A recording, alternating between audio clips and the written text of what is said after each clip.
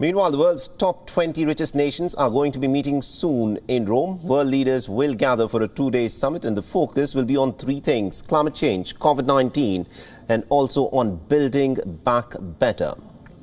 Before the G20 summit commences on the 30th of October, we will tell you as to what this summit is all about and what it means for the world, and indeed what it means for India. The name stands for the group of 20 nations. It refers to the top 20 nations in the world who are a part of this. It includes some of the world's richest nations, such as the United States, the United Kingdom, France, China, Russia, and also India. This year, Italy is heading the G20 presidency. Combined together, the group has some pretty big heavy hitters on the international stage. 60% of the world's population lives in these nations. The G20 also controls nearly about 80% of the world's economic output. While it is a less exclusive group than the G7, the G20 nations have very little in common. They're characterized by diverse political systems and leaders who seldom agree on most things. Now, this is also the first time that the G20 leaders are gathering in person since 2019. The last year's summit was held virtually due to COVID-19.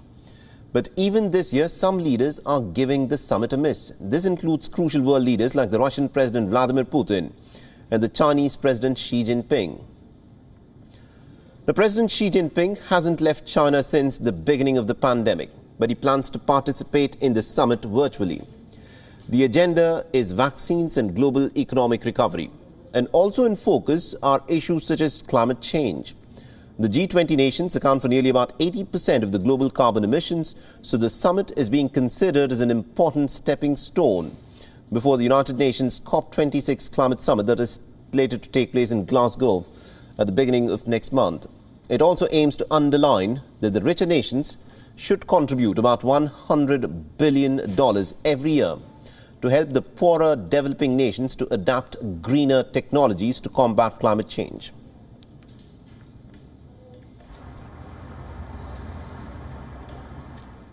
And WION Sibil is, of course, in Rome ahead of the high-stakes G20 meeting.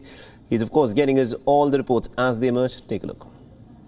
Well, I'm standing at the Trevi fountain. This is arguably the most famous fountain of the world, and it is key when it comes to the Rome's architecture. And according to a legend, if you throw a coin into the fountain, you're likely to come back to the city again.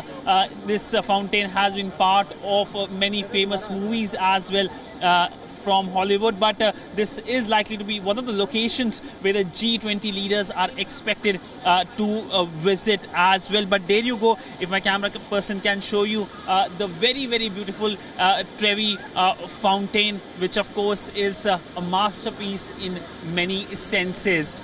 With video journalist Ajit Sibil for WION in Rome, Italy. WION is now available in your country. Download the app now and get all the news on the move.